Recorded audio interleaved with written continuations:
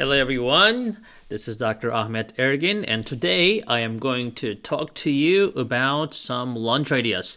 Now, in my diabetes clinic, I get this question all the time: a healthy lunch idea. What can I eat for lunch that is healthy, that's not going to spike my blood sugar?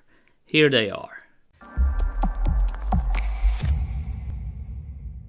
So I'm going to give you some quick ideas for lunch, because most of the time we don't really have a lot of time to make lunch, right? So we just want something quick. And the problem with something quick, we end up making the wrong decision, because you end up stopping by in a fast food restaurant or something, grabbing something quick like a Big Mac or something.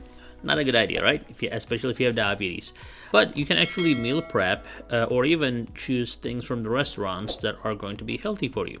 Now, sometimes you don't really know what is in them, but if you know what you want, that will be a lot easier for you. So I'm going to talk about foods for lunch that are salads, some sauteed vegetables. We will talk about if you cannot go without bread or sandwich. We'll talk about some recipes about that too. Now, the first one is going to be a salad. So the salad has spinach in it, and chickpeas or kidney beans, whatever you prefer. Olive oil definitely needs to be there. Of course, that's going to be a dressing. Apple cider vinegar, as you all know, most of you know, that is actually good for your diabetes, or a lot of health benefits. So combining olive oil and apple cider vinegar is the best combination for salad dressing.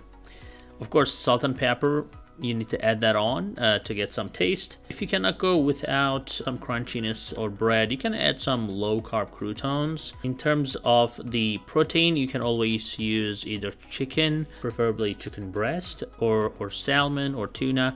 You can add that on as well. Now you have to, have some, of course, green in your salad. You can add some capers for some extra taste. And of course, you can choose a cheese of your choice. Now that's going to be a very low-carb salad. And again, a lot of people will tell me that they cannot eat salad. Well, I think they cannot eat salad because they most of the time don't know how to make the salad. You need to understand, do you like the crunch in your salad? Add maybe some seeds, some nuts to it. If you like some fruit flavor, you can add some fruits to it. And we'll talk about these salads as well in a second. But I think you can make a salad that you will like. You just need to keep trying and see what you like. Now, if you want to have a hot lunch in your home, you can definitely saute some vegetables. And the best vegetables for these are tomatoes, but tomatoes generally come in later in the process of sauteing. But of course, when to saute something, you need to make sure that your pan is hot and you use some olive oil, a little bit, not too much. And try to use not the extra virgin olive oil, because that's not good for high heat process with the sauteing. And then of course, if you are adding some garlic and some onion to it, it's gonna definitely make the taste better. And the red bell peppers go really well in that process, and then your onions, of course. You can always add eggplants if you're a fan of eggplant.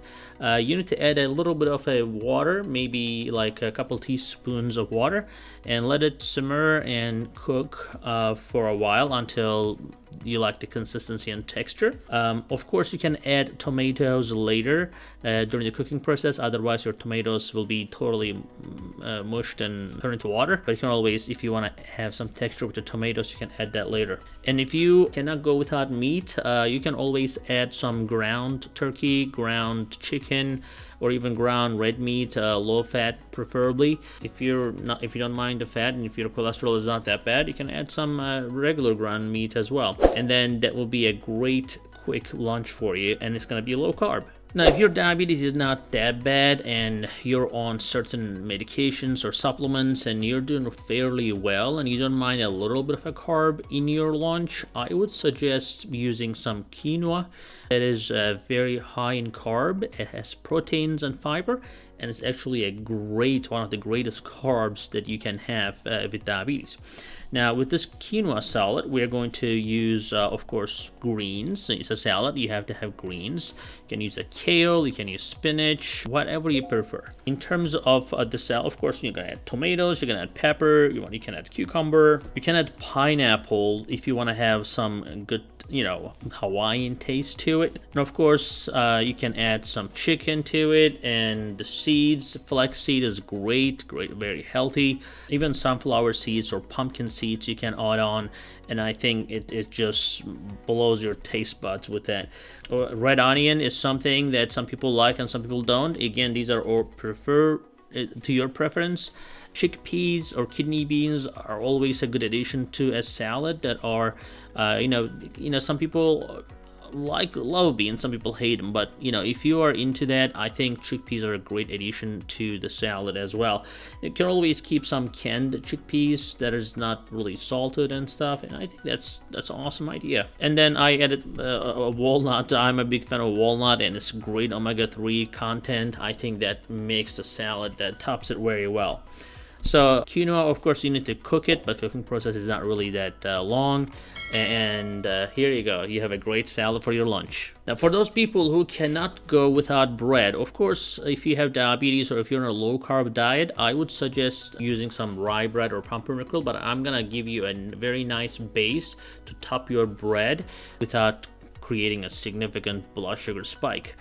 So I would say one of the best things you can do for that purpose is using salmon or tuna.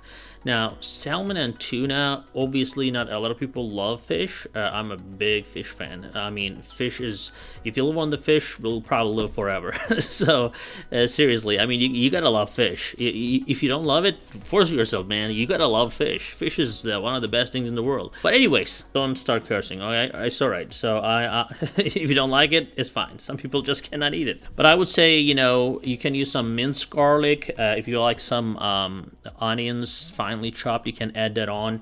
You can add some lemon or lime juice to it. You can use some mayonnaise if it is too dry for you, especially tuna has kind of very low fat. Salmon doesn't really need much, but mayonnaise, a healthy mayonnaise that you can pick, can definitely be a good choice. And of course, you can mix it with some basil or parsley. Big fan of Italian parsley, but you can, it's up to you. And if you kind of mix it well, and you can, this is going to be your base, and then you can add on some avocado and spinach. You can put the avocado and spinach first and then add on your base. I think that will be a better idea at the end, but that's going to be a delicious lunch for you. And if you don't overeat, if you just have a slice of bread with this topping, I think it's going to fill you up pretty well, and it's going to keep you full until dinner. Now, of course, guys, you know, let me know how it goes for you. Try these recipes. You know, some of you will do great. Blood sugars will stay stable. Some of you will probably have some blood sugar spikes with this. But if you're having blood sugar spikes with these foods, I'm telling you, you need something. You need some supplemental, either food or supplement that can prevent these spikes. So again, I think these are great healthy ideas. Let me know what you think. And if you like this video, give it a thumbs up, and we'll see you in the next one. Alright, thank you for watching, and I want you to be more informed and more educated. So to do that, go ahead and watch this next video right here.